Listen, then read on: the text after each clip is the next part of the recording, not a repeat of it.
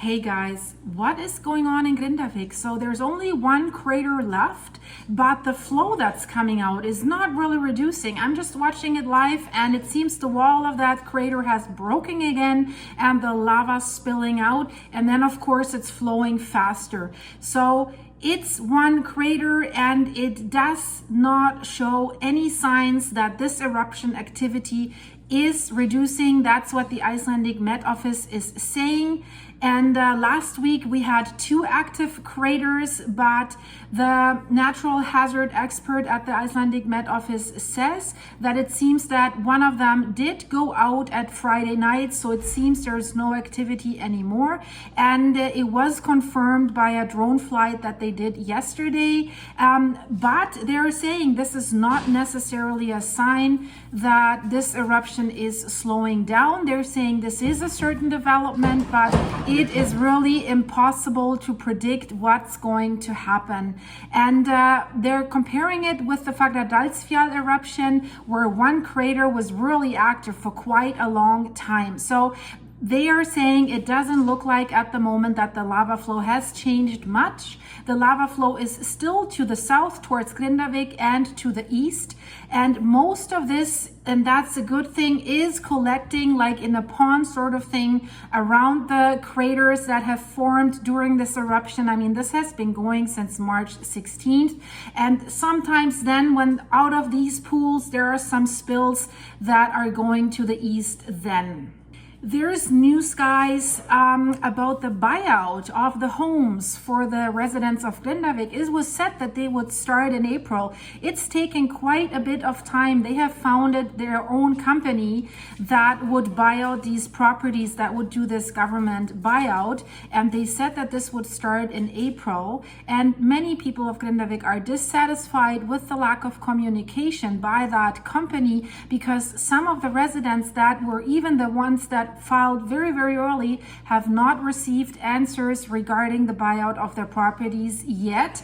And that's what is upsetting the residents. They say this increases their anxiety, which is already high. And several residents of Grindavik fear that their applications for the sale of their residential property have somehow fallen through the cracks. So there are only a few answers or no answers from the company that's supposed to buy them out. This company is basically made of the government, the natural disaster insurance, and some pension funds, and they're pooling together to get that done. But it seems that the people who are responsible for that company are not really taking good care of the residents of Grindavik, because it doesn't seem to work really smoothly. And you wonder why. It's about like 500 something applications. It shouldn't be too hard to do that. I'm not sure what's going on.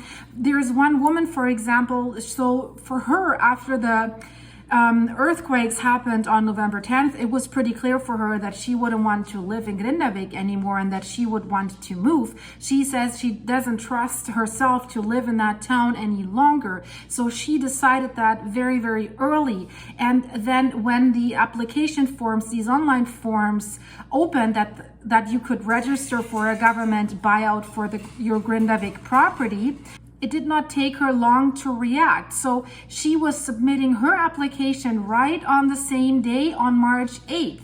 And most of the residents that have applied to have their property bought out have received answered yesterday, and they were told that the buyout would start next week. But that one resident, she was one of the first, she still hasn't received any mail, and she says she's not alone in this situation. So something seems to go wrong there. And she says, I have to pay, or I have to make a payment for an apartment that I already bought, and I have to pay 10 million Icelandic kronas. But the buyout company has not processed her case at that point, and she says, I don't know where I stand legally. And she's very upset because, she says this is just another episode that makes us very anxious. And the residents of Grindavik have then complained about the company's lack of communication and lack of information to the residents. And this uncertainty that they're saying is not the fault of the residents of Grindavik. They have done everything they were told to. So they're saying this is one more factor that causes us anxiety and fear for the future. And this is just a huge impact on their psyche. That's what they're saying. And 546 residents of Grindavik want their homes to be bought out by the government. And that company says, the government company that's responsible to do so, they say they're working on better disclosure. I think they better hurry up. I don't know what takes them so long. So it's been months, and it's not that there's like thousands and thousands of applications. So this shouldn't really be too hard. And the general manager of that company does not give an interview at that time, but he says that the company is working on improving the provision of information and quicker answers. Well, I hate it when they say they're working on. Just do it. Get it done, right? They have given a written answer to the news agency in Iceland, ruv.is, where he says that he understands the people's frustration and that many people are in a difficult situation. And he says that purchases will begin next Tuesday and are expected to be well underway in the next 2 weeks. But he says that processing of special cases will take any longer. So they haven't defined what are special cases. So maybe we will hear more about that. We know that 546 residents of Grindavik want to sell their property to the government, and a total of 930 properties are covered by this project. So various issues have arisen in that process, and the managing director of the buyout company says that every effort has been made to work quickly and in good cooperation with the residents of Grindavik. But obviously this doesn't seem to work so well.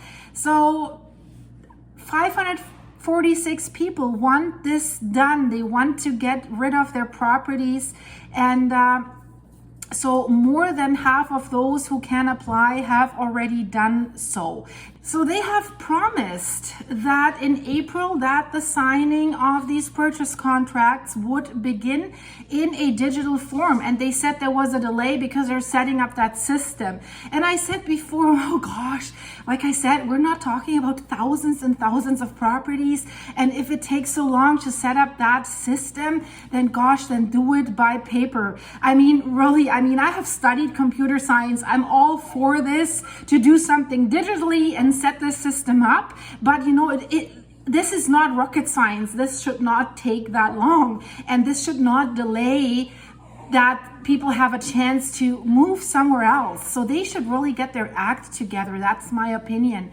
And so what the company says is that 95% of the fire insurance assessment has been sent out to the owners, and 1 to 3 months after that, a handover will take place where a party organized by that company will hold a meeting with the owners and inspect the properties.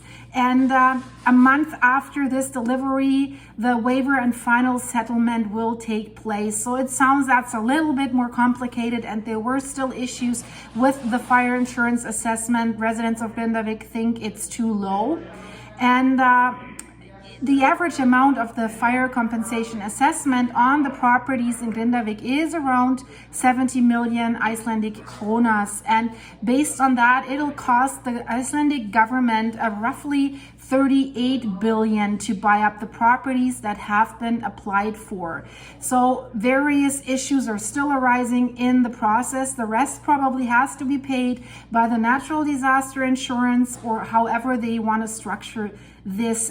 But they're saying we have received a lot of questions about the right of access, possible rent and maintenance of housing for the group that wants to come back. There seems to be some residents that want to come back, and they said, yeah, we want to be bought out now, but we want to have the right of first chance to buy our properties back should we wish to do so. And of course they said, who's going to maintain these properties while we're all moving somewhere else? So they don't trust the government to take care of these properties. But you know, I think if you fully bought out, I think they should let go. You have to let go. I think that's the only way to do it. So the manager of that buyout company, he says that in the next 2 weeks, work will be done to decide how they will take care of that issue. Of course, then there's question with unfinished houses that were in the building process, with total loss houses and condos.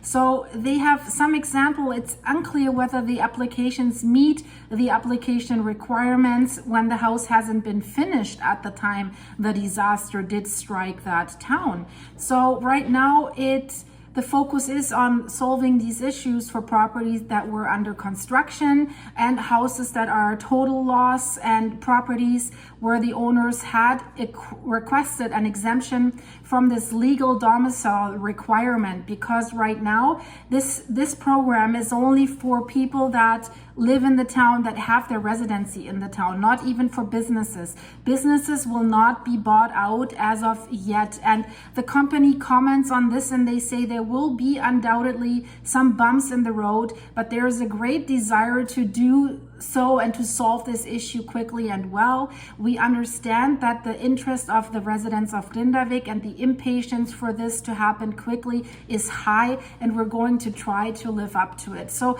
that's the usual corporate blah blah, and I hope they really come through. It's taken quite a while. I'll keep you updated about this, guys. This was just a quick update, and I hope to see you soon. Thanks for watching, guys. Check out the videos in the end screen, and have a great day. I see you soon. Bye bye, and leave it a like.